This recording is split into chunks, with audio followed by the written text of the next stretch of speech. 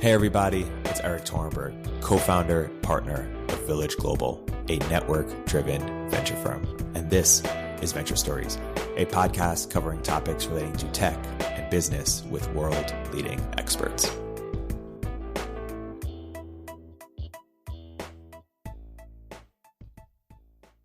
Hey everybody, welcome to another episode of Venture Stories by Village Global. I'm here today with three very special guests. I'll let them introduce themselves in a second, but we're here to talk about Austrian economics as it compares to classical economics, compares to Keynesian school of thought, and compare and contrast the different approaches and the assumptions underlying them. Perhaps, Noah, we could start with you in terms of brief background and what perspective you bring to this conversation. I did a PhD in mainstream economics, studied macro for part of that, though I quit. And now after a brief stint as a finance professor, I'm now an opinion writer at Bloomberg Opinion. And that is what I do. Cool. Parker? Yeah, so I'm far less qualified to talk about economics, having taken a bunch academically in college, did some graduate work in policy, so adjacent stuff around copyright, intellectual property, did a bunch of programming, and now, as one does, I do venture capital, so am obligated to opine about economics and policy on the internet regularly. So here we are. All roads lead to venture capital. And Stephan? Yeah, I'm Stephan Kinsella. I'm a patent attorney and in Houston, Texas, and I was a general counsel for a laser company. I do high-tech patent work, and I'm also a libertarian writer and speaker and theorist and heavily into Austrian economics. So why don't we start maybe with just some definitions of how we define the different schools of thought, then we can go more granular. Stephan, would you like to take a quick primer on some of the most striking differences between the Austrian school and some of the other schools? Sure, I'll give it a shot, and keep in mind I'm not an academic economist, and that might be to my advantage. The economics that is taught in the mainstream schools is largely voodoo economics or pseudo-economics. I'd say the main schools now, I think Marxian economics is on the decline, although the labor theory of value still informs a lot of people's thoughts about policy and economics.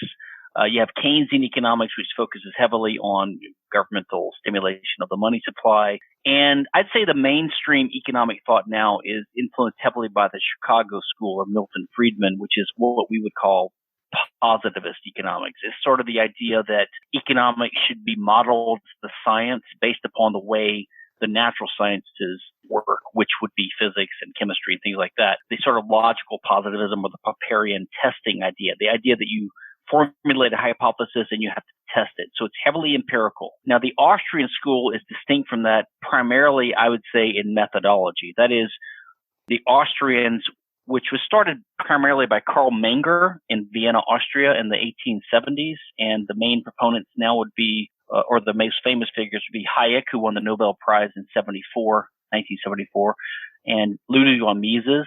The distinction between the Austrians and the mainstream economics we have now is that the mainstream economists believe in positivism. That is, they believe you have to formulate these laws, like even involve supply and demand, and the idea that minimum wage, increasing that would lead to unemployment. You have to test that against the data to see if that's correct.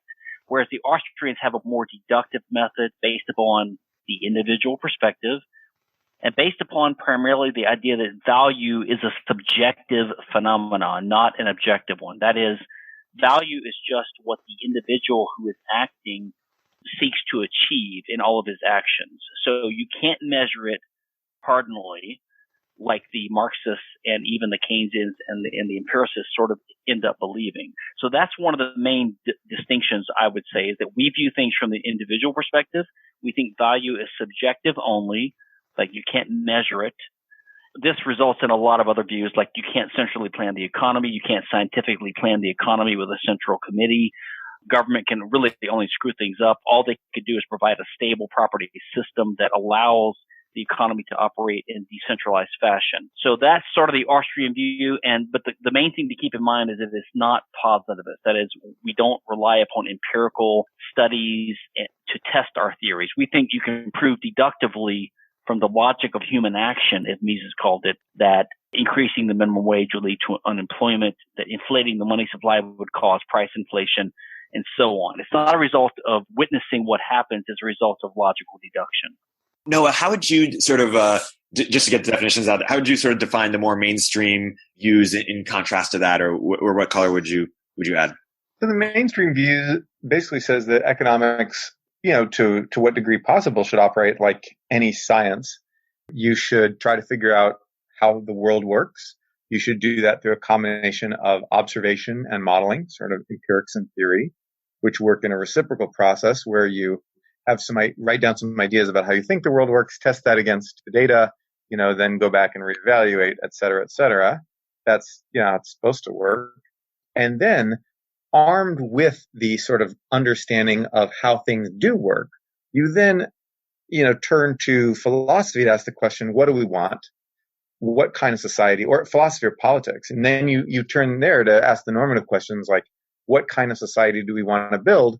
And then, given those goals, use our understanding of the way the world works to accomplish them. And this is basically what's been done with science. So we get, understand, let's say, hydrology and geology, and then, we understand the laws of how fluids move through rocks and how rivers flow and get replenished and all that stuff. And then we, turn to politics and philosophy to say, well, who should get the water? Who do we want to get the water to? And what do we want to put a dam? Do we want to irrigate? Do we want to do this and that?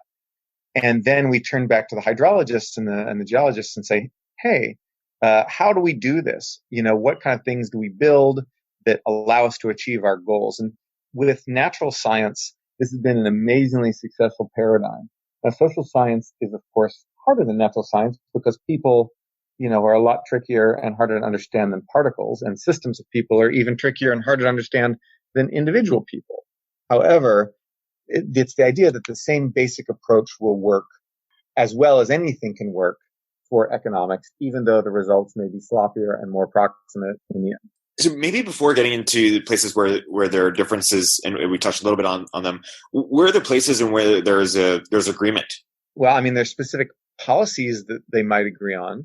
So, so for example, there's a school of mainstream macroeconomists called the New Classical or Real Business Cycle School. Those are sometimes used interchangeably.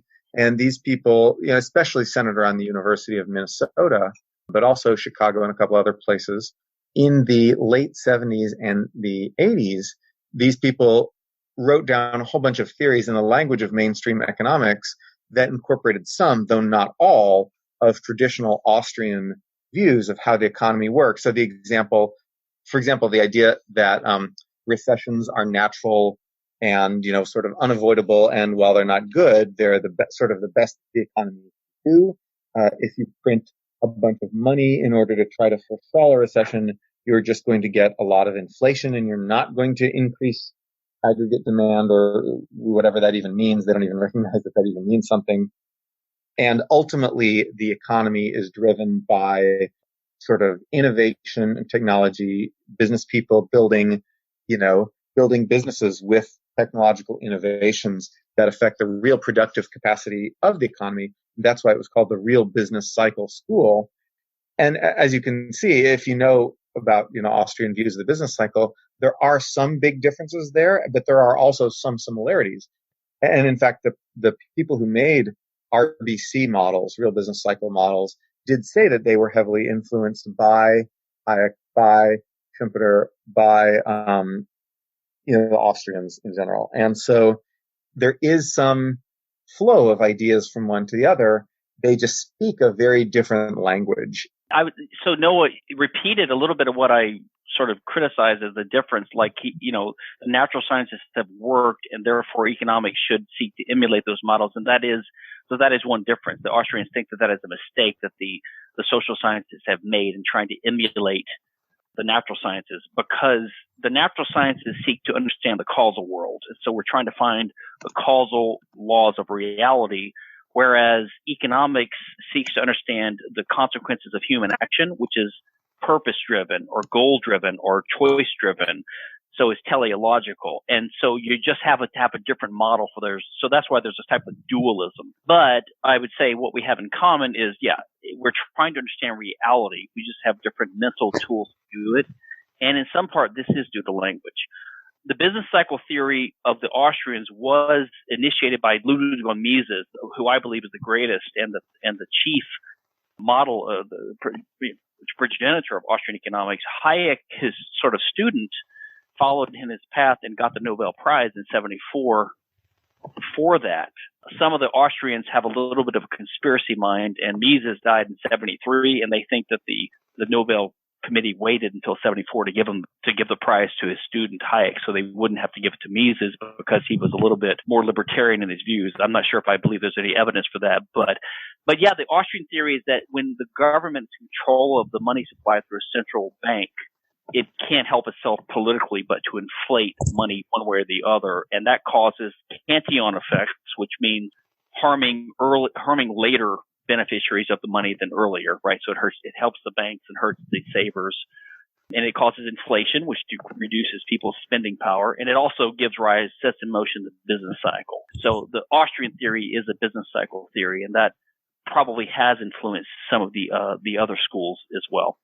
So, I mean, it seems to me as we're talking about this, something that's worth stating explicitly and perhaps discussing is, when I talk to Austrians, I think fundamentally the difference of opinion we have comes back to one of values as opposed to differences on, for example, data, right? And so as I think about the Austrian model, it seems to me that there's a high correlation with libertarianism because the fundamental value is optimizing for the autonomy of the individual. So inflation is bad because that reduces my autonomy with respect to my capital. Central planning is bad. Trying to achieve a global maximum is a bad idea because we should just let all of the individuals work at achieving their local maxima.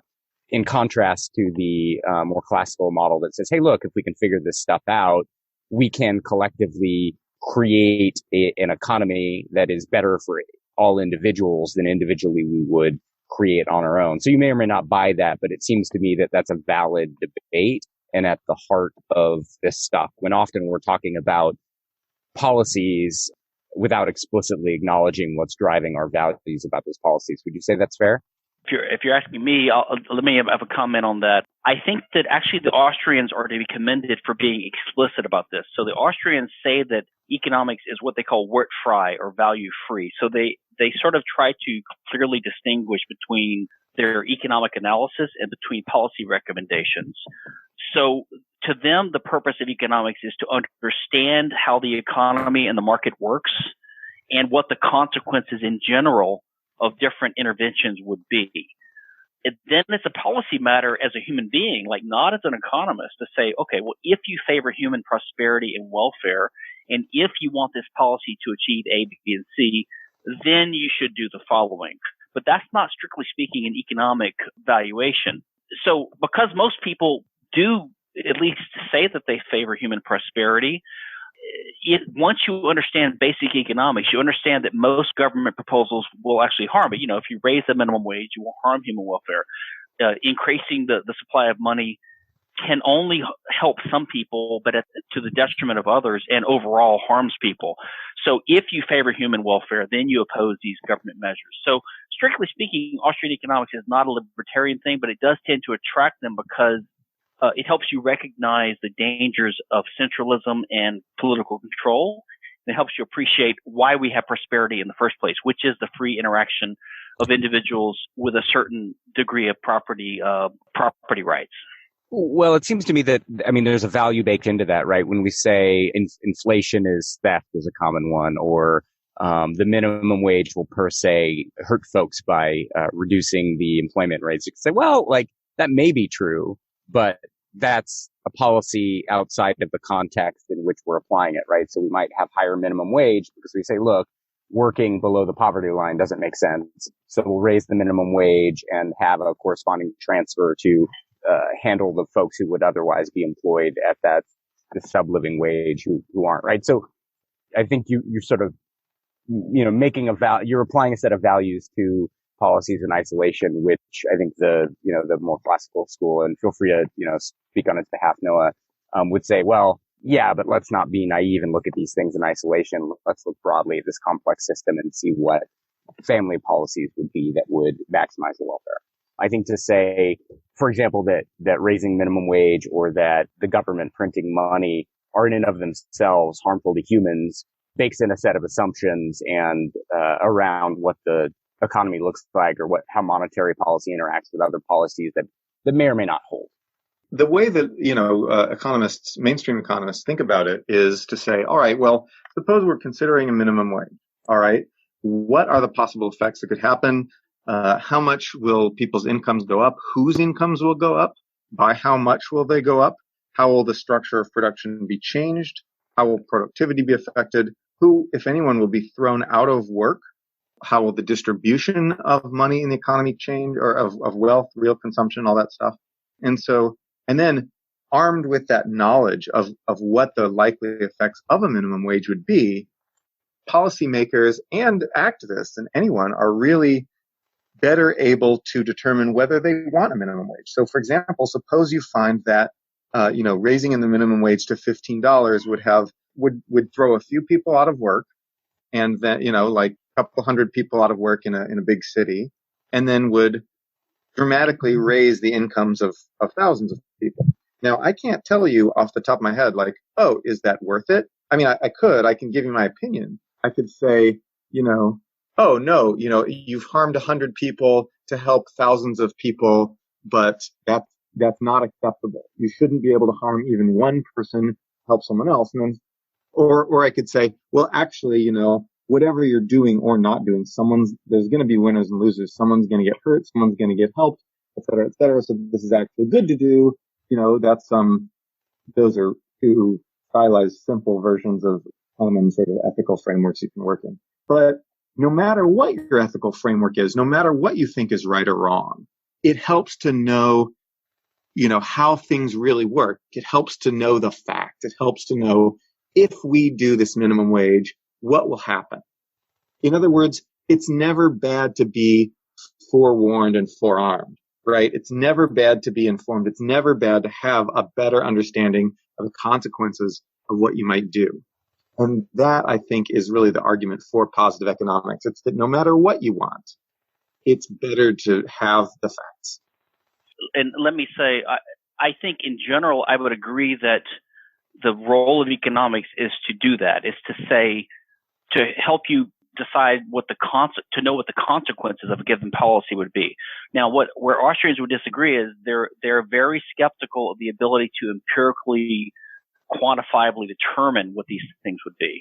So they talk about ceteris paribus or just tendencies. So the point is a methodological one. We can know this from deductive reasoning. We can know this from the very understanding of what it means to have a money supply and how people use money. We know that if we increase the supply of money, that its purchasing power will go down. This is just a consequence of the law of supply and demand, really. And we've known for a long time. Is supply and demand always true? I mean, I can think of lots of situations in which, the laws of supply and demand actually don't work. I mean, we know that there are those cases. And then the Austrians would say, well, that's a case where the ceteris is not paribus, right? So, exactly. So then the positivists would say, well, then Austrian economics is basically a tautology or empty. And then we get down to Kantian and whether they're synthetic or a priori axioms. And of course, the strict Austrians like Mises did rely upon synthetic a priori axioms. I side with them. I think they make sense, but I don't really think our basic human values are that controversial. Most people that engage in a conversation, like any conversation, are not going to say they're for human destruction and, they want prosperity. They want everyone to be better off. So I think we know already, it's been long established that impositions on free trade, that restrictions on the minimum wage itself, it's not going to just harm 10 people and help everyone else. I mean, it's going to cause overall destruction of wealth. How much you can't predict, but we have an idea from history. And this is why Mises, by the way, has a famous book in our circles called Theory and History, where he distinguishes between theory or deductive knowledge about the future and history, what we can know empirically and how we can use that to model what's going on. So there are different models, but the basic idea of Austrian economics is that a private property order is essential with a money system, with a private free market money, is essential for people to establish prices. And these prices have to be free market prices, and they are used as data by entrepreneurs to rationally calculate in the future. Creating more money doesn't create wealth, because money is not wealth. It's just a medium of exchange. So this is one of the central Austrian views, especially of libertarians, right? Who tend to be Austrians. Right. And so notice that a lot of these things you're saying are what we'd call positive statements about how economies work. The idea that minimum wage policies destroy wealth, the idea that money does not create value, a lot of these things, these are not, I mean, you can call these axioms if you really want, but that's not what an axiom really is. I don't think it's an axiom, but let me just point out, it's not a normative statement. So when I say that, right. It's not normative, so it's not a value statement. It is word fry. If I say that, look, if your goal is to achieve equality and you don't really care what it does to overall well-being of humans in your society, minimum wage might achieve that. That is not that's just a prediction. That's an explanation of how economics works. But most people don't want overall well-being to go down. They don't want prosperity to go down. They don't want us to be demolished as a society. So we take for granted these values, but they're not part of economics. They're just assumptions. Let me put this a little more concretely so people listening can have a better concrete idea of what's at stake here. Let's take the minimum wage. So I can easily write down a model either in words or pictures or math that says that minimum wage will reduce prosperity and will reduce output in the economy. But it turns out that if you have a very significant degree of monopoly power in an industry or in the economy as a whole, it's easily possible for minimum wage to actually increase prosperity and increase the number of people who have jobs, increase the amount of employment. And of course, monopoly power is a situation where the law of supply and demand breaks down because you have only a monopoly on one side and you don't have a whole bunch of competitive little entrepreneurs each trying to outdo the other one like you have in a competitive economy. So when you have monopoly power, which can happen for a number of reasons, not just because the government decrees monopoly power, but you can also have things like network effects that create natural monopolies, then minimum wages can actually increase prosperity. Understanding that requires, some basic understanding of economic theory.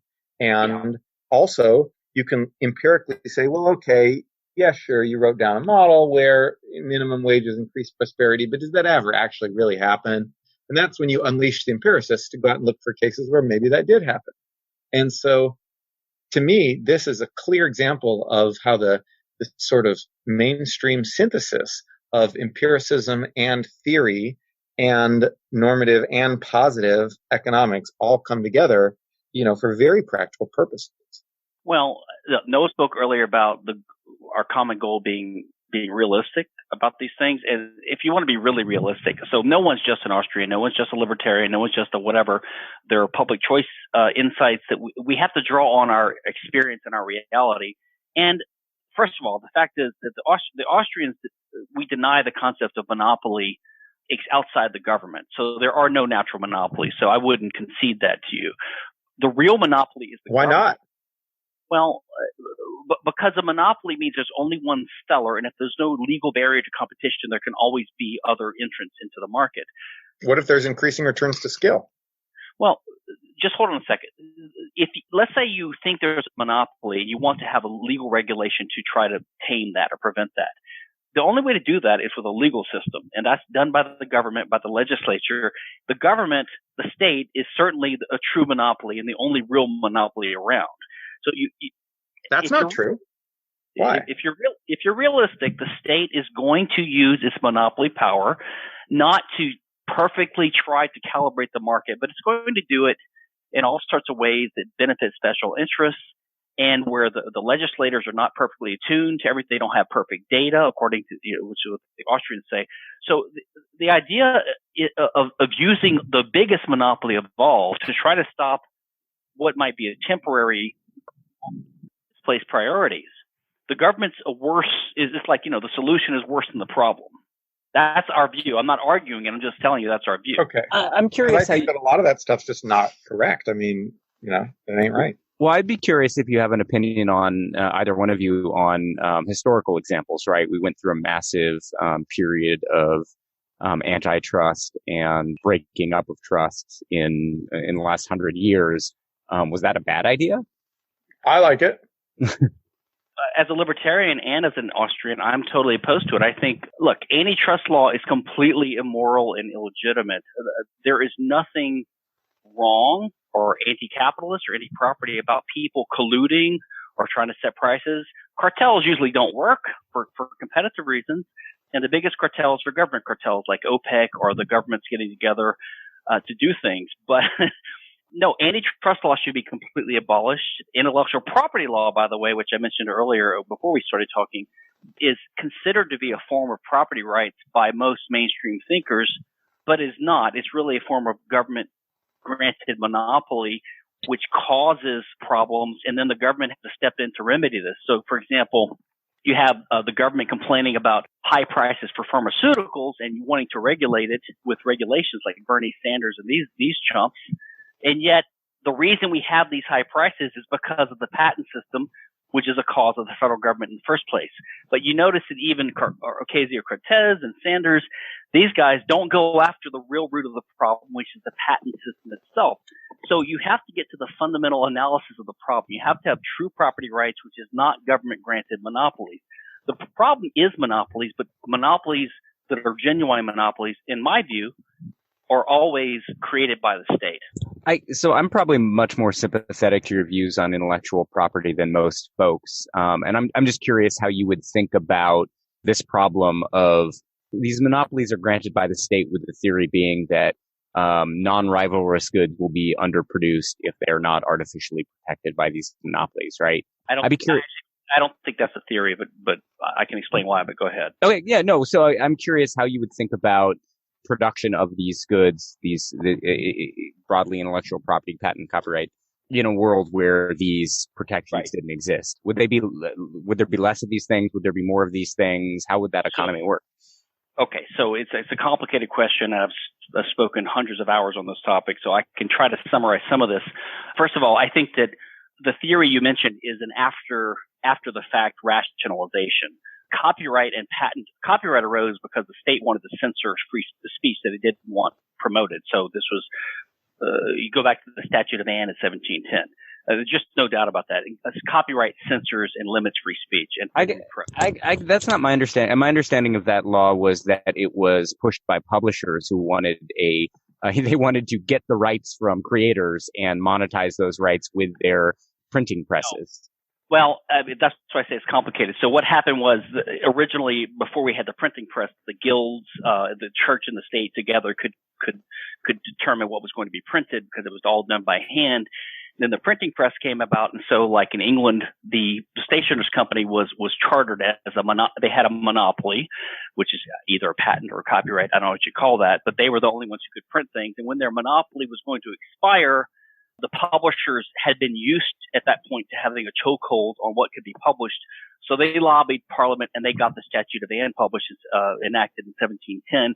And that led to the system that we still have today, but which is crumbling a little bit thanks to the internet, where you have these gatekeepers, publishing industry that had the monopoly, and they get the authors to assign their copyrights over, et cetera. So yeah, but copyright is all a result of government control of speech and thought. And the patent system originated when kings and monarchs would grant monopolies, protectionist monopolies, to certain favored court cronies. And this practice got so out of hand, like I'm going to give you the right to sell sheep from this town or something like that, that the statute of monopolies was enacted in England in 1623, which formalized the right to grant patents for inventions. So patents arose from that.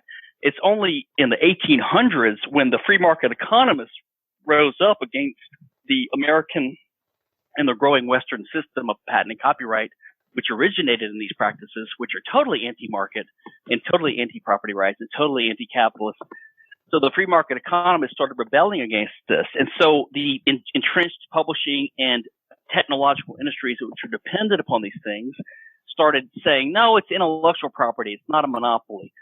And they came up with this rationalization that if you have an underproduction of certain goods, if you don't have the government come in and fix this market failure, which is why earlier I said that the whole idea of market failure is what mainstream economic theorists come up with to justify government regulation. So, bottom line, I am a patent lawyer, by the way, and I think I've seen in my 25 plus years of practice that the system does utter devastation to innovation. The whole purpose of the patent system is to retard and impede and distort innovation. It does not encourage innovation. And that's not the purpose of law anyway. The purpose of law is to provide a stable set of property rights and to do justice so that people can have a free market and interact with each other without central oversight. The patent system does nothing but retard and impede human progress. I believe that in a patent-free system, we would have a flourishing of innovation. We would have more technological innovation.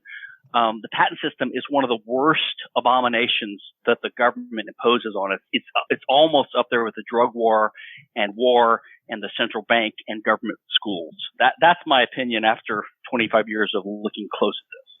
I mean, it's interesting. Do you think that that's a direct function of your thinking around Austrian economics? Because I actually don't think you and I are that far apart, but I'm a strong believer in the concept of market failures in general.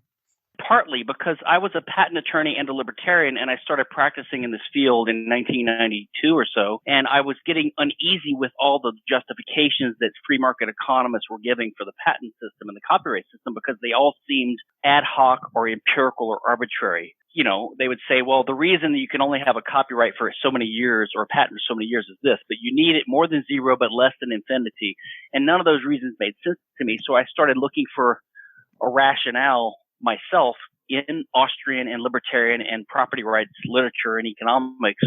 I started looking for a better way to justify patent and copyright law since I was doing it for a living. And I finally realized with the benefit primarily of the Austrian concept of scarcity as the fundamental foundation of property rights, I realized that, it's a mistake. The whole thing is a mistake. It's an abomination. So I do think that the Misesian, the particular brand of Austrian economics started by Ludwig von Mises and Rothbard and Hoppe, these guys who focus on scarcity. Even David Hume did. He wasn't an Austrian, but the recognition that scarcity is the primary fact of the world that gives rise to property rights. And if you don't have economic scarcity in the sense of rivalrousness, right, that it makes no sense to have a property right unless there's a scarce resource. So I do think that understanding Austrian economics led me to my current anti-IP views. Yeah. I'm curious if you make a distinction between things like business process patents and drug patents, for example, right? Where I might put the former in the really bad category, completely retards innovation, has all sorts of problems, whereas the latter, and maybe I'm just sympathetic to, how I think about this as an investor, I struggle to imagine a world where, the folks in my seat would be looking at putting, tens of millions of dollars into highly speculative research to come up with a molecule that then I could not get this artificial monopoly on. You might notice I'm a little bit of a contrarian, so I actually have a contrary view even on IP skepticism.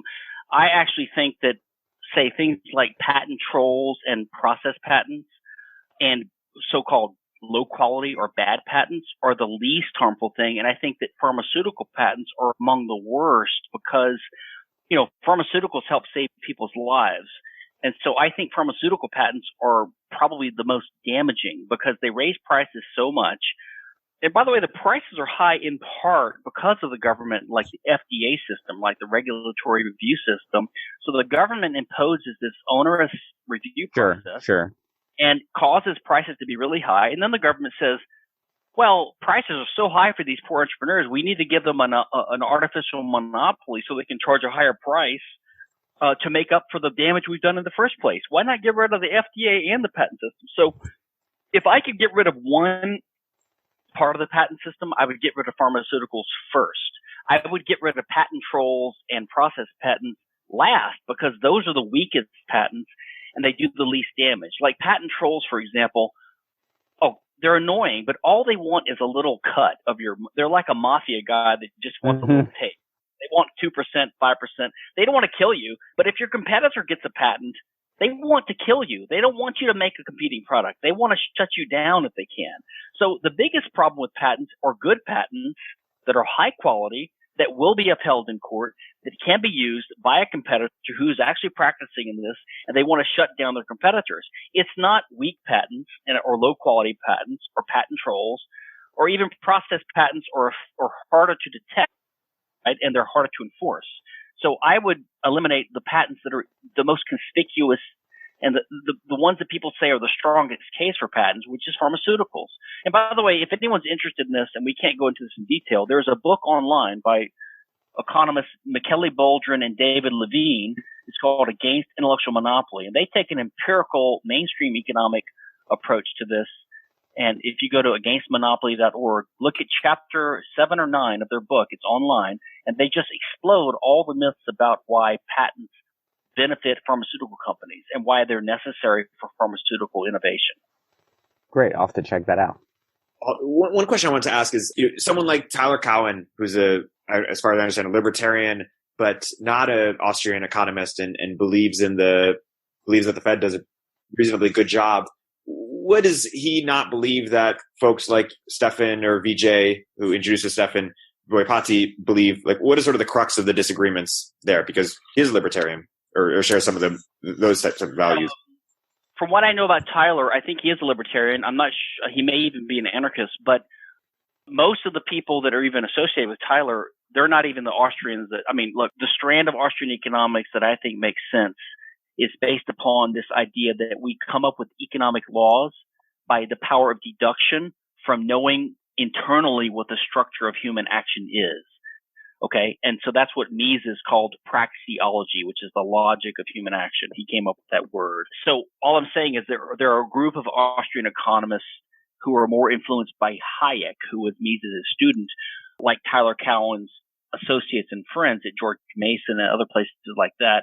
And they are more empirical minded and less praxeological. Tyler Cowen is not either one, as far as I know. He's not an Austrian of any type. So I think he would be more of a mainstream economist. So he would believe, but look, even like Milton Friedman, who was a Chicago economist and the guy who wrote this article on positive economics, even he opposed, say, for example, a minimum wage. He thought you should just have a reversed or negative income tax. So even he thought that standard economic reasoning would lead to a more efficient way of doing things if you do want to intervene in the economy. The praxeology is, I think, a fancy word for assuming that we know how people behave. Sort of first intuiting how we think people ought to behave, and then simply saying, well, I'm going to assume my intuition is right. From this, I'm going to deduce, how the world works in my brain. And I think that what mainstream economists have found is that this very often fails. So I can deduce that, I can fly off a cliff if I just flap my arms. But then, no matter how vigorously and prolifically I assert this axiom in writing, I will fall to the bottom of the cliff and die if I try. Because Right. There is such a thing as extant reality, and humanity has limited ability to impose our axioms on extant reality.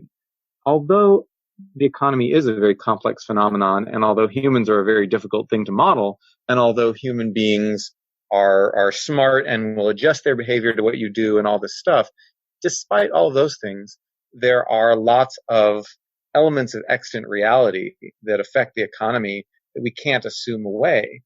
A quick example, even, just assuming that all monopolies ultimately flow from the government as just an assumption, and that without government you have perfect competition, doesn't make a lot of sense for two reasons. Number one is that, well, why was the government a natural monopoly in the first place? Why should the use of force or compulsion, why should armies and police and courts and things like that be subject to increasing returns, be subject to this economy of scale that makes it so we only have one government, one big government that rules everybody naturally, and that's the natural state of affairs. We have 200 in the world. We don't have just one. Oh no, then you're absolutely right. You're absolutely right. But okay, so within like an area, why does government, have any kind of natural monopoly within its little boundaries or regions or whatever? And why doesn't this happen to companies in other sort of markets besides the market for kicking people's ass and telling them not to steal things? Like, why do other markets work differently than that? And so, in fact, there's no obvious good reason why that should be true. And so we find lots of evidence that market power, network effects and economies of scale, increasing returns, all these kind of things exist. I used to ask my students, I would say, how many of you like Facebook? And maybe one person would raise their hand, and I'd say, well, how many of you are on Facebook? And everybody would raise their hand. And Facebook, it has a network effect, because if you're friends, you could make an exact Facebook clone that nobody's on and nobody would use it because nobody else was using it. That's a network effect. That's not to say Facebook is an absolute monopoly, because obviously you can have other social networks compete with them to some degree, but the fact that Facebook, that it doesn't just lose or gain vast amounts of market share very quick is kind of an indication that, there's a lot of stickiness there. Once you commit to being on Facebook and having your photos on there and having all, knowing a bunch of people on there and doing your events on there and all that stuff, once everybody commits, it's difficult and slow for people to defect or for people to leave. And then that's just one example. You have phone networks. You don't see like two competing networks of phone lines, two competing networks of sewers, two competing networks of electrical grids and things like that, because it only makes sense to have one of these networks. That is a network effect. That is an economy of scale. That is, if not a natural monopoly, certainly a natural local monopoly. And so, you look and you see very strong signs of these things existing. And you can say, okay, well, empirics are never, ironclad. You can never completely trust empirics. Yeah, but I mean, like, eventually the evidence just piles up. And so you can use praxeology to assert that all those situations where it looks like there's network effects that cause monopoly power are actually perfect competition, and that only the government is the real monopoly. You can say that as much as you want, but then evidence appears to indicate that extant reality doesn't agree with those axiomatic assertions.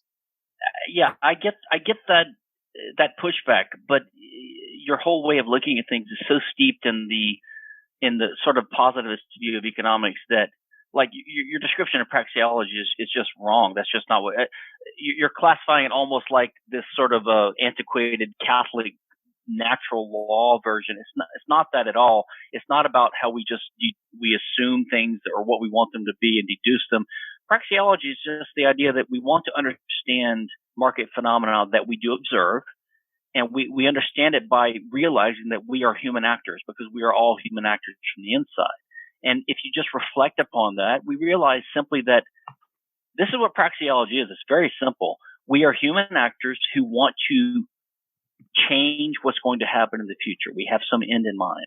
And so we use our understanding of the world to use means to achieve our ends. That's all. But that simple understanding of what humans do has lots of consequences for economic categories like opportunity cost, profit, loss, things like that. So it's just how we understand and categorize what we're doing. It's not some kind of a fake pseudoscientific imposing our views on others. It's simply understanding the consequences of actions. If, as a simple example, when two people trade, they exchange A and B exchange something they each have for the other has. The standard way of looking at it would be to equate the value of those things. Right? They're each the same value. But the Austrians would say, no, first of all, value is ordinal, not cardinal. That means it has an order. You only rank values of things, but they don't have an empirical measurable value. And when I take your apple and you take my orange, we each value the thing that the other had more than what we had. That's why we engage in the exchange. And that's why trade leads to an overall increase in net value or net wealth for all of society. Every exchange makes the other party better off, even though nothing was so-called created. And that's just a consequence of understanding the nature of property and the nature of human action and the nature of trade. No math was needed. No measuring was needed. No empirical experiment was needed. And I would just reject this idea that it might be true that if you increase the money supply, prices will go down instead of up. It's literally impossible unless something else changes, which was not assumed to be constant in the original experiment. Same thing with minimum wage. Lots of other things we know. We know that free trade, if Trump imposes tariffs on trade, it will make both sides worse off. We know that if we wanted to make both sides better off, the United States should simply unilaterally abolish all of its import tariffs. That would make both sides better off. We know this from standard economic reasoning. You can have political reasoning that says, well, we shouldn't do that as a tactic because then we can get the other side to lower their, but that's not the point. I mean, all these things that you're saying are just proof by assertion. None of these, you're saying we know X, we know Y. How do we know them? Does this knowledge, does God grant us this knowledge? No. Are we born with this knowledge? No. Can we deduce this knowledge? No. We can't. We cannot deduce this knowledge simply it's not from deduced. the axiom that humans act to further their own interests. We can't. Well, I'm not proving it here with a few assertions, but I'm saying that this is already well known in classical economics that free trade benefits both parties. There are theories that say that, but those are just theories. Theories. The map is not the territory, and theories are not reality. You see, so this is why what I find interesting about Austrian economics is it does get into serious philosophy and epistemology. It's realistic. It doesn't just make these sort of kind of bromides and assertions that you learn in grad school. I mean, this is what we teach our students. And this is why I said earlier, I think. Did you go to grad school? I've gone to grad school twice, actually, yeah. Did you go to grad school in economics? No, I didn't. I said that. Then how do you know we learn bromides? How do you know that's what we're learning here? Well, I'm hearing that from a lot of people. They got to be coming somewhere. I mean, maybe I occasionally heard of bromide, but that wasn't most of what I learned. Most of what I learned was, math. Well, I've heard a lot of times that you have to have a patent system to encourage innovation. How many times have you heard that? And which is I would say that is probably a minority view among economists. Really? Yeah, I would say that. How many economists are for abolishing the patent system? Like 1% or less? You know what? We could look it up. Name one other than Macaulay Boldrin and David Levine. I'd be interested to know, except for the few. I want to redirect a little bit on.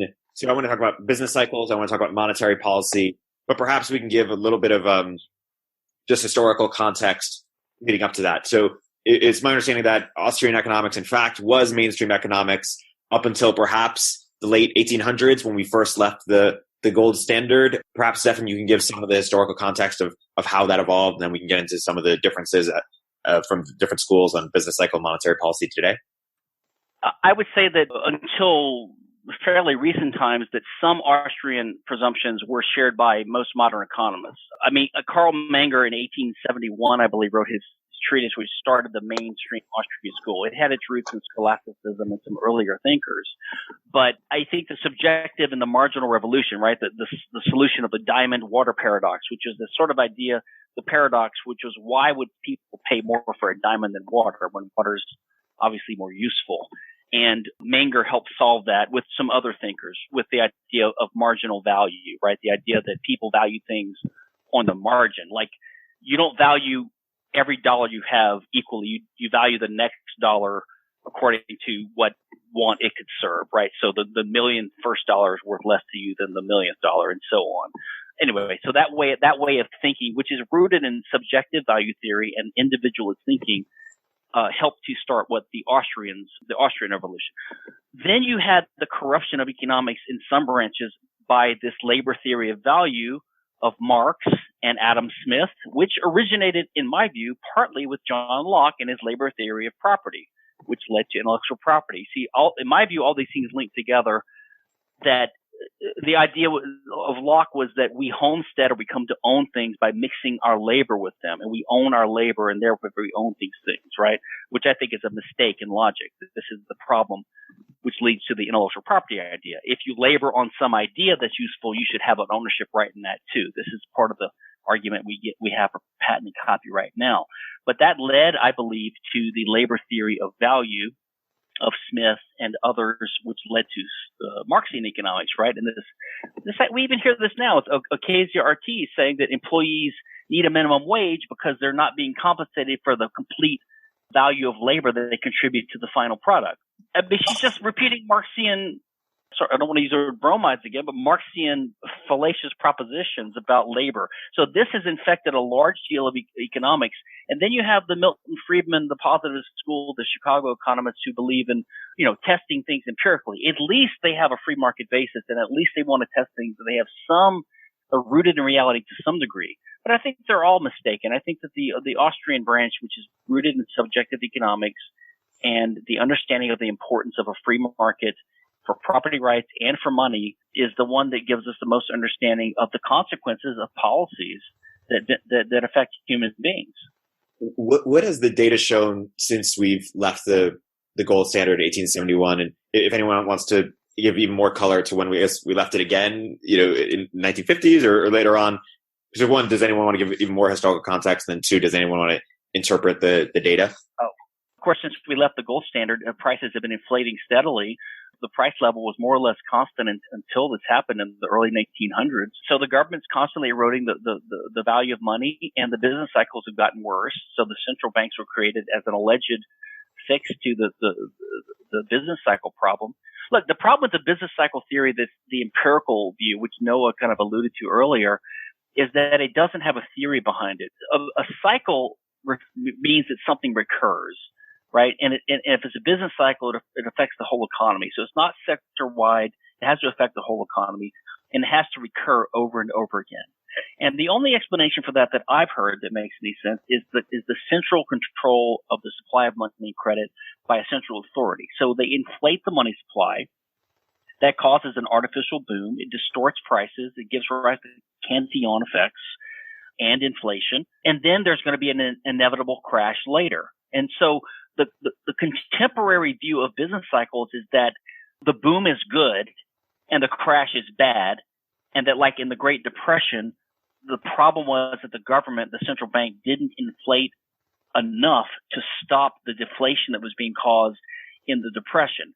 The Austrian view is the opposite. They view the boom as the problem because that's when the government is causing misallocations of capital because of the artificial price signals that they're distorting by artificially lowered interest rates because of the inflation of the money supply, which causes investment in projects that will not be profitable, and they're doomed to failure because the people aren't saving enough to buy the products that are going to be produced. And so inevitably something touches off the recession, and the Austrian view is that the government should step back and let the recession happen. That is the repairing of the errors that were made, the liquidation of these errors, and let the economy come back to health. One of my friends, Bob Murphy, who's one of the leading Austrian economists on the younger side, has studied the non-existent recession of 20 or 21, when the government let a similar thing. Isn't Bob in his 50s? Yeah. Okay. I'm a little bit old. No, he's not. I'm 53. Oh. I think Bob's in his 40s. Oh, he's in his 40s. Okay. But okay, I'm thinking, okay, the older guys are all in their 60s or that I know, but no, the point is there was a recession that never happened in 2020, 21 because the government didn't intervene, right? So if you have a recession that's sparked off because of an artificial boom caused by the government central banks, just let it happen. It'll liquidate pretty quickly and the government will get back on the path to health. Whereas everyone else thinks the government has to have a soft landing, they have to inflate the money supply, they have to manipulate interest rates, they have to push on a string. All these ridiculous things which are trying to fix a problem that the government caused in the first place. Just like the patent system is in a sense held out as a response to the FDA problem. I mean, Mises said that, controls breed controls because every intervention causes distortions and causes problems, and then the government has to solve those problems and sometimes tries to take credit for it, even though they caused the problem in the first place. Sort of like Maduro in Venezuela right now. I'm curious to Erik's point if there is a quantitative way of looking at this, right? So you've asserted that the business cycle has gotten worse. Do we know how to measure that? I mean, I understand the theory that you presented, but I'm curious how you would look at that through data. So yeah, and so I might disagree with some of my fellow Austrians on this. I think that is actually hard to do. So I think that the benefit of historical episodes, and this is why I mentioned Mises' theory and history earlier, he distinguishes between theory, which basically makes ceteris paribus or non-quantitative predictions. It says that if you do this, everything else being equal, the following will happen. If you set in motion a credit in inflation, then you will start off a business cycle, a boom, and then that will inevitably result in a bust. But we can't predict when it will happen or what the extent will be. So we can look at historical episodes but we only do that to try to illustrate the empirical, the deductive point. And so, like, for example, Rothbard did a great study on the Great Depression where he did look at empirical data in retrospect to try to illustrate that the Austrian theory was borne out in that episode. My personal view is that since then, the economy's gotten so complicated and the methods used by the central banks have gotten so complicated, it's all mushy and spread out and hard to measure. But basically, you can see that the housing crisis of 2008, and some Austrians think we have another big recession coming up. I am personally skeptical of the ability of using economics per se to be able to predict what's going to happen, which is why a lot of people throw their hands up and they say, well, then what good is it? Because they want a cash value. You know, they think economics is just a useless game if you can't use it to know how to invest your money and make a profit, which is sort of the anti-intellectual attitude displayed when people say, well, if you're so smart, why aren't you rich? I mean, let's be serious. I mean, economic theory is different than the art of investing or the skill of being an entrepreneurial investor. So I think that the recessions we've seen have been in the background. We have recessions on occasion. I think the ones that we've noted empirically that have stood out since the 1920s or the 30s, I think they are caused in the United States by Federal Reserve policy by and large, and they are fairly cyclical and recurring. When the next one is coming, I don't know. Yeah, I mean, I wouldn't make the particular objection that you're, dismissive of, because I think that's fair, right? Theory can be valid and you can have more data or less data to support it. I'm just curious, could we look at data to imagine what the counterfactual would be like? Are there natural experiments that exist that would tell us something about this? So, for example, when people talk to me about hard currency, I point them at the aftermath of the Greek crash, right? So arguably the last Greek recession was caused by an excess of government spending, as you might say. That's bad. But afterwards, it was pretty painful for them because it turns out they have no control over their currency, right? So that seems like a case where we can look at this and say, okay, well, you've got a recession, set aside what it's caused by. Would it have been better had they been able to stimulate the economy by spending money, for example? But you see, this is you can't set aside the reason that caused it. And when you say you talk about the pain, the Austrian view is that the pain it's not a good thing, but it's a necessary and inevitable thing. The pain is going to come, and in fact, the pain is baked in because I think that we had increasing prosperity in the world because of the increase, the accumulation of technological knowledge, which is one reason I'm against the patent system, is because it retards the spread of technological knowledge. So I think that as we accumulate recipes, as you could call them, as Austrians do, and as we have more people and the division of labor spreads and you have more property rights spreading across the globe, we have gradual increase in GDP per person. But this is retarded because you have this little up and down wave on top of that increasing slope. And that is the business cycle, which is caused by the government always manipulating the supply of money and credit. And that ripple destroys capital and therefore lowers the overall growth of the overall curve. So if you had a smoother curve going up, it would go up at a higher rate. That's just my sort of explanation of it. Can I jump in and say some macroeconomic things? Sorry, go ahead. Grad school had to be good for something, so I really want to use my knowledge. Okay, so two things. Number one, so a little while back you said that if you print money, inflation will happen, and that makes a lot of sense to me. It makes a lot of sense, but is it definitionally true? If you look at Japan. And you look at the amount of money that Japan has printed. Of course, they don't really print money, whatever, who cares? But look at the amount of money they've printed since their economy slowed down, especially since Abe came to power. They have printed money and they have bought bonds. They have printed money and they've bought stocks. The Bank of Japan owns a significant portion of of all of corporate Japan at this point. They've printed so much money and bought so much stocks. They've printed money. They've just printed so much money. The money supply in Japan, M2 or however you want to measure it, has just gone up by so much. And yet Japan's inflation hasn't even hit the 2% target and they've slipped back into deflation. Something is wrong with the idea that money printing causes inflation. There might be something else going on, and we can say, well, obviously you can sort of shove all the failures of the theory into the ceteris paribus, right? Into the like, well, there must be something else going on. And yeah, maybe there's something else going on. But if we can't tell what else is going on, and we're asking a practical question like, what happens if we print a ton of money? And you can say, well, the answer used to be, well, you're going to get some inflation. And I'd say that looking at the experience of Japan, and to a lesser extent us, but especially Japan, the real answer is, well, we just don't know.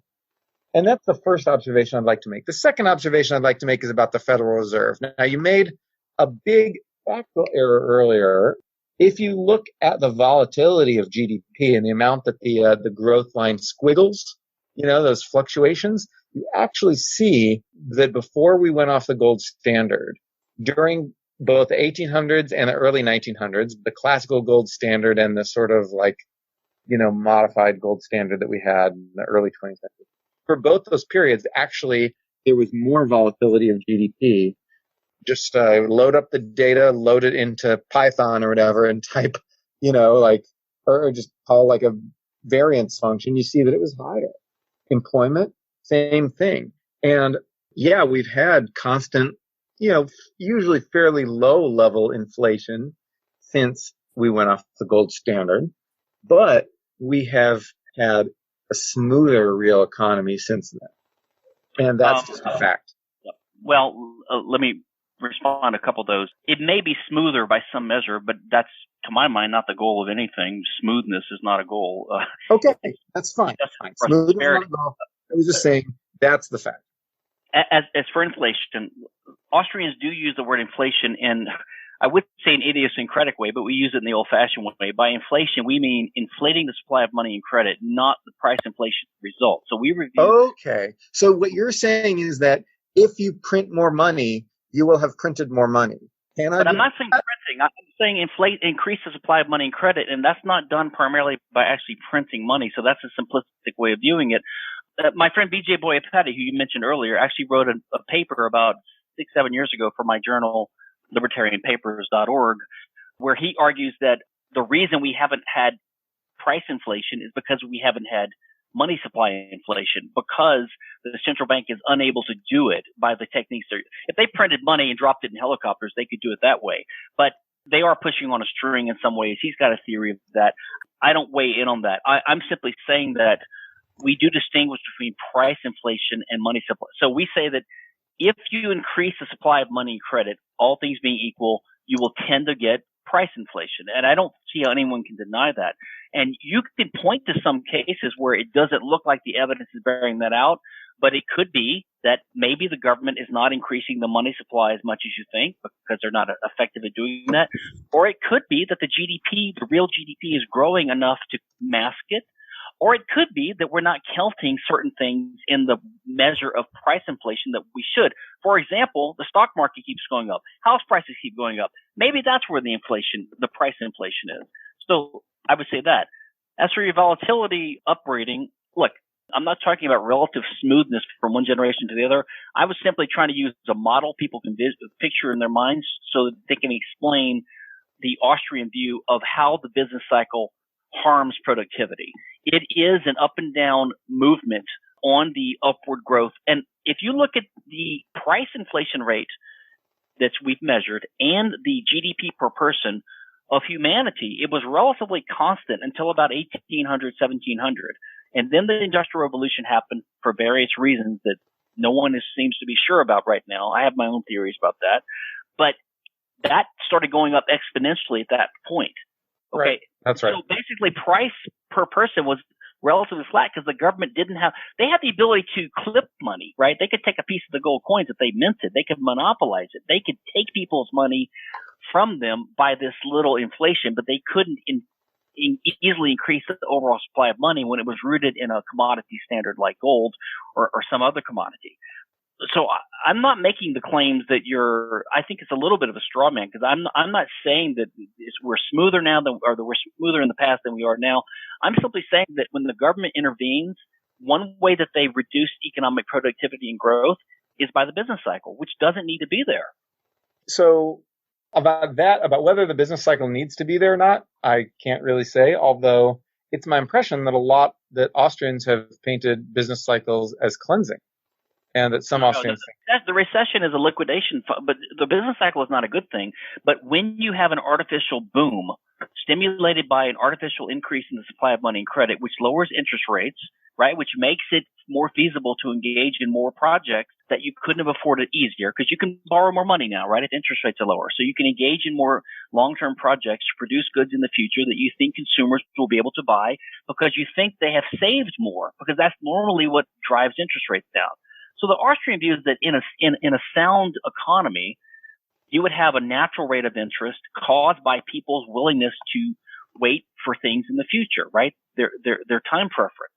The less time preference they have, then they save more. And when they save more, there's more credit available. When there's more credit available, interest rates go down. When interest rates go down, people invest in projects for the future to make more widgets that these people can afford in the future because they've saved more. So there's a natural connection between the future and the past, which is a big part of Mises' theory of money and credit from the 1912 or something like that, and the Austrian theory of money. But when the government comes in and starts inflating the supply of money and credit, they lower the interest rate. That's their That's what they want to do. They make people invest in projects that they otherwise wouldn't have, but that the consumers haven't saved up for, so they can't afford it in the future. So inevitably, this will be revealed. And when it's revealed, these projects that are not sustainable and should not have been invested in, they liquidate. And that is a cleansing, you can call it. So the recession, we don't say it's a good thing, but it is the restoring of the economy back to a normal health. It's getting rid of the excesses caused by the boom. It's like when you're high on drugs and you have a high, you have to stop taking drugs at some point and you crash. The crash is not pleasant, but you have to do that to get off of the high and to get back to health. That's how we look at the business cycle. I'm just saying that, like, a lot of these claims, that you're making are not deducible with logic. They are empirical claims. They are claims that could be supported or refuted by data. And although macro data is really hard, like each recession only happens once, and the business cycle, is pretty global, and, maybe each recession is a little bit different than the last, et cetera, et cetera. So it's hard to get good, high quality data. You can't put the economy in a lab and test it like you can physics, chemistry, all that stuff. But you can amass a vast array of sort of incidental evidence and build a case as you would in court. And, a lot of these assertions that Austrian economists like to make about the business cycle sort of don't end up panning out when we look at real business cycles in the United States and out of the United States. And there's just a lot of, and then of course, Austrians will say, oh, well, ceteris paribus, actually all the things we said were true, and these facts contradict and kill our worldview. But then you say, well, at some point, who cares? Like, if you can take all this stuff that violates your worldview and shove it into the ceteris paribus and claim that your worldview is still correct by pure logic, who cares? What we really care about is the real effect of policy. And if you're asking, what will happen to my economy if my central bank prints a lot of money? And Austrians say, price inflation will happen, prices will go up, ceteris paribus. And then what actually happens is prices don't go up. Who cares about the ceteris paribus? What everybody really wants to know is, like, what's really going to happen in real life. And I feel like all this, sort of deductive. That's the cash value comment I mentioned just sort of dodges that a lot of the time. Yeah, see, that's that cash value mentality that, I just want you to be able to predict what's going to happen. But let me ask you a serious question. If you had to choose between a world like we have now, where the federal government has a central Federal Reserve and they have their current policy for inflating or for controlling the supply of money and credit like they do to try to tame unemployment, right, and all their dual goals or triad goals, or if we had a world where basically there was no central bank and there was just a completely free market supply of money, which was, let's just say it was gold. Let's say it was almost fixed and that it was just gold, and the government had no ability to inflate it, deflate it. It was totally a free market phenomenon, sort of like Bitcoin or Facebook are now, right? Or Bitcoin could be. which one do you think would actually, in practice, lead to more prosperity for the human race or for Americans? Do you think the Federal Reserve System or a free market in gold? If you had only those... Federal Reserve System for sure. Wow. Absolutely. No question. And, wow. and there's many reasons for that. And it has, like you just look at, yeah, it absolutely has. Compared to what? Compared to, like you look at the growth in the 19th century and you look at the growth in the 20th century. The 20th century just... So Austrian, so you have to compare it to what would have been. You can't know that. That's a counterfactual. So that's how we would... All right, fine. But then you compare the catch-up growth to countries that developed while on a gold standard to countries that grew while having central banks. The countries with the central banks kicked butt and grew a lot faster. Yeah, but the logical fallacy of correlation and causation. Well, you're right. You're right. Who knows? You're right. You could be right. But don't say like, wow, how can you possibly think that?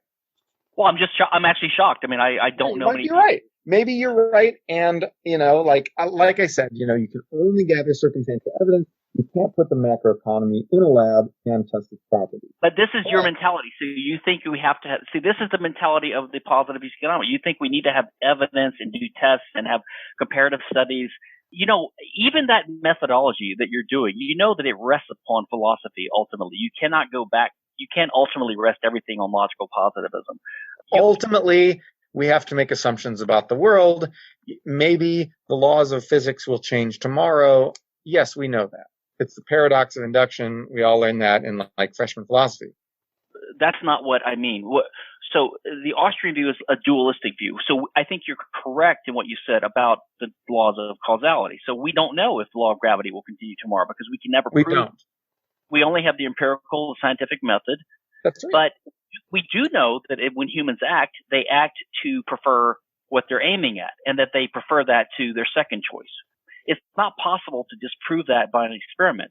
And this is what praxeology and the laws of economics aim at, is getting, and we do introduce empirical contingent assumptions to make, as Mises says, to make the results interesting. So, for example, we could do a lot of economics assuming a barter society, and it wouldn't be that useful.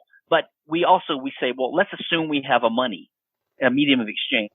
Then what consequences? Because you don't have to have money. You could have a barter society. So Austrian economics introduces contingent empirical assumptions, but it does it explicitly. It says, okay, let's assume there's a money, or you could even say, let's assume there's a government that has the following interventions. What would happen? So that's the difference in approach between the two schools. I just think people should be aware that there are different approaches and not assume that what we're doing is pseudoscience and just some ooga booga natural law Catholic Church stuff, which is not. Because I know the typical criticisms we get, the straw man stuff.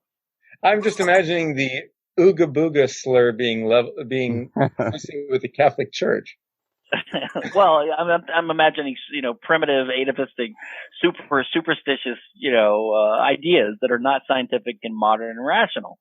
So, Stephan, I guess as I hear the Austrian argument for hard currency, a common claim that I hear made, and it's maybe implied by your perspective here, is, look, if we had hard currency, if there weren't inflation, people would save more, right? So this discourages saving. And often comes along with the claim that this is theft, right? I hear this often in the context of why we should all be on Bitcoin and fiat is evil and immoral and so on. So at some point I just said, you know what, let me do the math.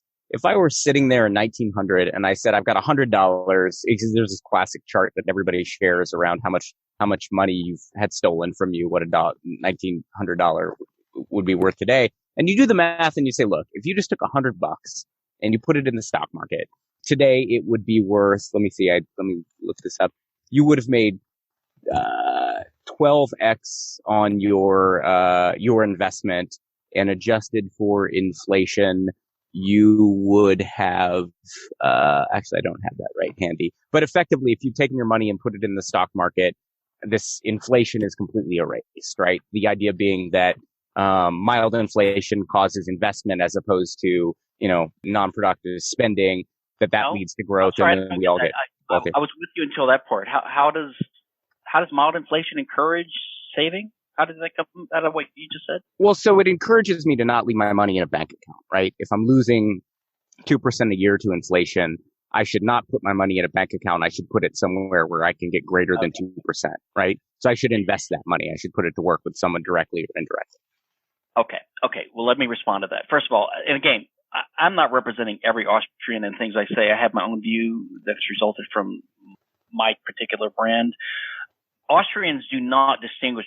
Savings and investment are the same thing. But so in other words, it is true that people will save or invest less if there's a higher price inflation rate because it increases their time preference. If the future is worth less because the government is chipping away at it by inflation, then they will invest or save less. That's why it harms the productivity rate of the human race, is because we don't invest as much capital for long-term projects. But when a person decides to consume some of their income, right, as opposed to saving or investing it, that ratio is affected by the inflation rate caused by government monetary policy. But the ratio between savings and investment is a different issue.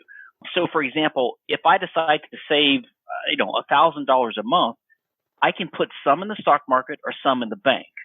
Now, the bank might give me 1 or 2% because that's the way things are right now, and that's not even keeping up with inflation, or especially with taxes, with taxes on my gains.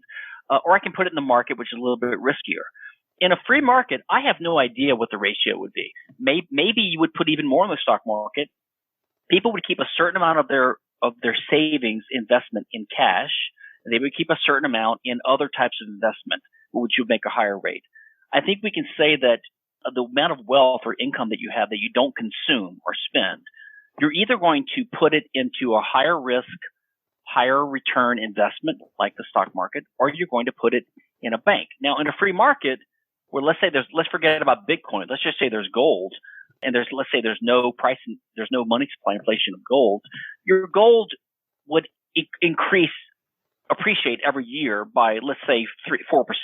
So there would be mild price inflation, which to Austrian ears is a good thing. Price inflation means that your money goes further every year. If you just put your money in cash, it's going to go up by 4% a year. I'm just pulling this number out of my head. But the stock market's going to have to go up more. Otherwise, no one would ever invest. So it would go by, say, 10%. So some people would put some of their money in the stock market and try to get 10% growth. Some would put it in the bank and just get 4% growth. What that ratio would be in a free market as opposed to now, I think is unknowable, because there are factors that you can imagine both directions. And this is stuff I can't say this is a foundational or a widespread Austrian view. This is my understanding from the reading and the thinking I've done on this.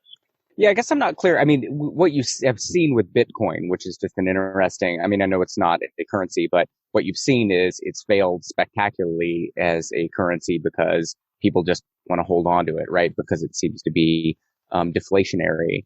People actually aren't putting it to use, which seems unproductive, right? It seems like you would want a system where the incentive across the population is to invest, presumably indirectly through whoever can make best use of that capital, but that policy should nudge people towards that activity to create broad economic prosperity. Well, I personally don't believe money is capital. I think money is not it's not a resource. Money is just a medium of exchange. And so it's not capital that's not being invested. It's just a medium of exchange. I don't think Bitcoin has failed. I think that Bitcoin has not been widely adopted as the new money is for two reasons. Number one, the government taxes capital gains, and the legal environment is very uncertain. So people are reluctant to do it. And a second reason is that it's possibly becoming monetized, and so people are using it as a speculative investment, like me, for example. But the third reason is we already have money. We have dollars. They're not perfect, but once you have money, the need to have a second money is diminished. The function and the purpose of money, the reason money arises, is because without money, there are two big problems of a barter society. Number one is the double coincidence of wants. People that have things they want to trade might not find someone, so that problem. So having a medium of exchange solves the double coincidence of wants. And as Mises pointed out in his argument against the rationality of socialism and central planning, is that money prices allow you to have rational economic calculation. That is, entrepreneurs can do experiments in their head predicting how much money in empirical, quantitative, cardinal terms they can earn on different projects, different uses for their capital in the future, and they can compare them and try to invest in the ones that make the most money. Otherwise, you're groping in the dark, as Visa says. That's why socialist economies have to fail, because they have no price signals to guide them. Well, but I mean, there's a big gap between sort of Marxism. I think I don't like to use the word socialism because I think it means a bunch of different things to a bunch of different people. It's like there's a big gap between Marxism and Austrian economics, and it seems to me, when I look at entrepreneurs and I look what they're doing, I mean, they're pretty capable of engaging in this activity that we both agree is desirable. What seems to be a positive property of the economy is when you have mild inflation and low interest rates, just tons of money, arguably too much money, flows into the innovation economy, and we just max it out, right? Like we're investing in crazy stuff, but when you look at the venture economy, for example, it's teeny tiny in the grand scheme of things, right? So if let's say, for example, we put 4 times as much money as we should be putting productively into venture capital, it turns out that all of that money comes from folks who can afford to get a slightly depressed return on their investment, and we get all that innovation. It's just, from my perspective, that seems pretty awesome. So I'm trying to understand this counterfactual where, as opposed to putting your money in the S&P and then that flowing up into SoftBank and them writing billion-dollar checks to everybody, you're saying, look, I get 4% on my Bitcoin or my gold or my whatever it is. Let me, I call this sticking it under your mattress, right? Like, to me, there's a high opportunity cost to sticking money under your mattress when you're looking at sort of the aggregate value that accrues to society as a function of monetary policy. So it seems to me that if instead I can say to you, look, like, don't stick your money on your mattress. If you in 100 years want to have money, just put it in a broad index fund. This tide that is lifting all boats will lift yours. If you want to stick it under your mattress, you don't want to participate in the system, we're just going to give you a mild tax, right? 2% a year to just sit on your hands. And but the inflation tax affects stock market investments too. It affects everything. So it's an overall depression on savings investment together. That's why I said it affects that ratio. But look, everyone needs some amount of cash in their holdings because you need cash to use it for the purpose of cash, which is a liquid means of payment. So everyone's going to have their savings investment, the stuff they don't consume, they're going to either put it in an investment or they're going to put it in some kind of cash. The ratio is not empirically predictable. We can see what people have done in the past. So people would have some money in gold or under the mattress, as you say, and they would know that they earn, or they might even lose money on that if there's price inflation. But people have to have some amount of cash. Even in Venezuela, I imagine people have some cash lying around. They don't put everything in the market. In fact, the market's probably decimated there. Right. Cash in Venezuela, you don't have it anymore. As for innovation, look, I've been a general counsel for a laser company. I do patents for them that dealt with the VC scene. I don't have any reason to believe that policies, one way or the other, divert more money into innovation sector of the economy than should be or should not. Yeah, I mean, they do it in a very practical way, and which is, if you look at VC returns, for example, you're measured in terms of your IRR, right? Your internal rate of return. And that's relative to the opportunity cost of putting that money somewhere else, right? So, if interest rates are 1975 interest rates, venture just looks like an awful asset class, right? When interest rates are zero, more money than probably can efficiently be deployed is flowing in. And again, I think that's sort of, consenting adults losing their money, so I don't lose much sleep over that. But it certainly would be a much different environment for us economically if interest rates were significantly higher, there weren't that capital availability. I think another thing I'd be curious to get your comment on, we talk about the effect of inflation on savings, but there's this practical concern, which is in America, the vast majority of people not only have no savings, they have debt, right? So you could argue that nets out, but it's not true that your median American has negative wealth. That is false. So what American has about like $60,000 of wealth, which is not a hell of a lot, but more than where is it though? It's in their home. In their home, in their retirement fund. Yeah. So these are both, I mean, those are both long-term investments that net out inflation, presumably, right? Like, you would tend to see that in the housing market and then as you invest. But I find it interesting when people make the claim that inflation is theft to the extent that you have these other people who are borrowing money who for them it's awesome, right? Like I would love to see massive inflation if I have. This is what the Austrians call Keynesian effects, right? The idea that when there's inflation, money supply inflation by the central bank, it does benefit the earlier holders, and it also has effects that can benefit some debtors as opposed to creditors or vice versa, depending on what's going on. But all that means to us is that it has a distorting effect on the free market economy. In a free market, when the government did not interfere, I believe we would have fewer business cycles. We'd have higher productivity. We would have some amount of cash, some amount of investment, some amount of savings, some amount of spending, but we would all be wealthier. That's the bottom line. How they're allocated among these sectors is really not the business of policy or the government. It's whatever the free market would result in a given economy. I mean, my sense is, AOC aside, that's not the mainstream economics view would be to craft policies that are more about encouraging, for example, investment as opposed to saying we should build X, Y, and Z, right? So lower interest rates are going to afford more lending, but that doesn't imply that you're going to get a loan and I'm not going to get a loan or vice versa. These aren't grants from the government. And our response would be you shouldn't encourage investment because people live in the world and we make a certain amount of income and some of it we want to consume. The very purpose of making income is to be able to consume it. So some of it we want to invest in long-term projects. So encouraging investment is shifting this time horizon from the future from the present to the future. But that's also a distortion of the economy. There's no reason for the government to distort the natural rate of interest that would emerge from people's time preference. As we got richer as a society and more productive and had a deeper division of labor and more people, right, and more wealth from our knowledge, then people would probably have more excess capital to invest for future projects, and that would have a compounding effect. In fact, I think that's part of why we had the Industrial Revolution. We finally reached that tipping point in society. But the ratio, the government shouldn't interfere with that ratio. The government doesn't know how much we should invest and how much we should consume. Yeah, I mean, I think that the way that I would think about policy is, look, you have a policy. You can't not have a policy, right? So the question is, what's the better policy? And I think the assumption that leads to the set of policies that you would disagree with is, look, if we afford more investment in this way, that investment will, generally speaking, be positive. The economy will grow faster than the counterfactual. We will all be wealthier. More wealth is good. And then we can figure out after the fact how that wealth would be distributed and so on and so forth. So I actually don't think more wealth is good if you can never consume it. In other words, if we have 100% investment and we never consume, what's the point of the wealth?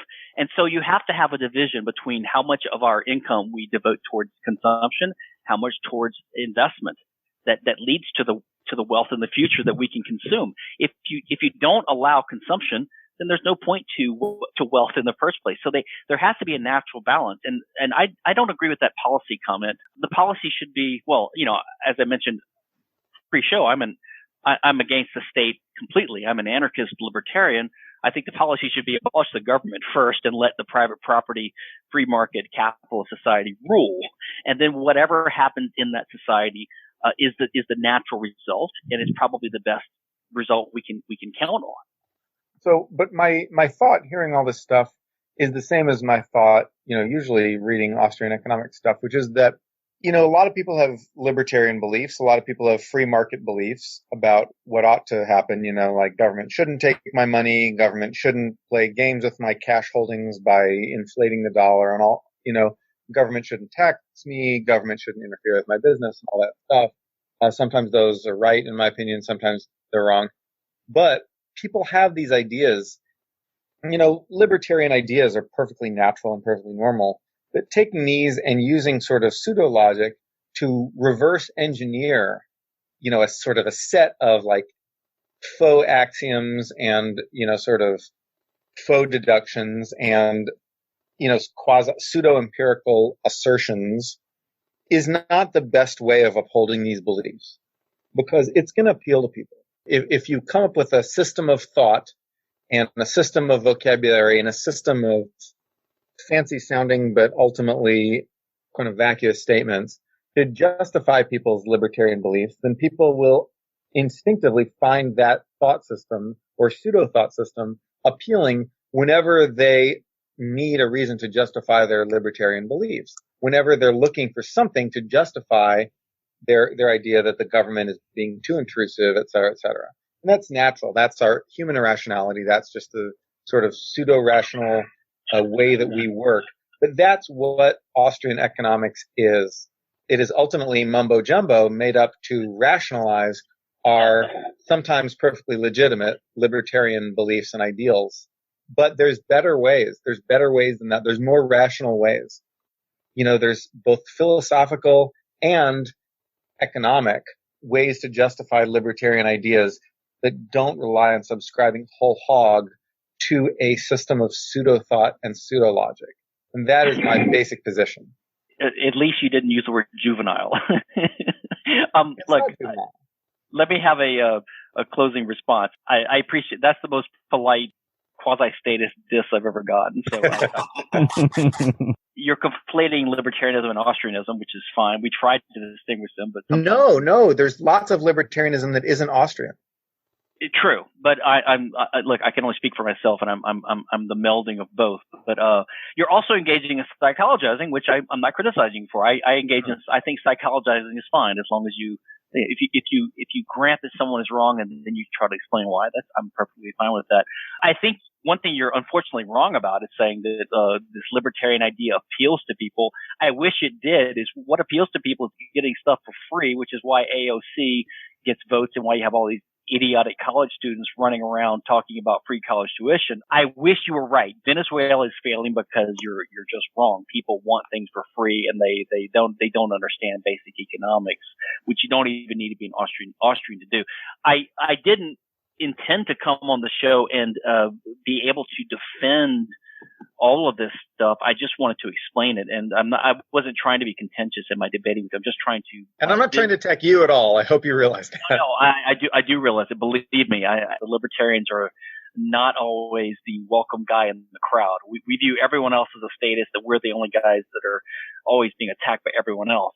If people are more interested, I would just recommend they should look at my website, stephankinsella.com, and I have a lot of links to my intellectual property stuff and I actually have a book coming out later this year. It's my libertarian.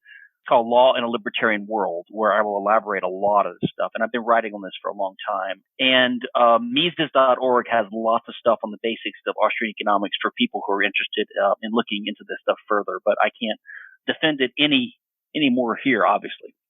Guys, thank you very much for an awesome conversation. What could have turned into an all-out brawl, it was a very interesting and well-regarded conversation. Thank you all for joining and being part of it. Thanks, guys. Great. Thanks. Thanks a lot.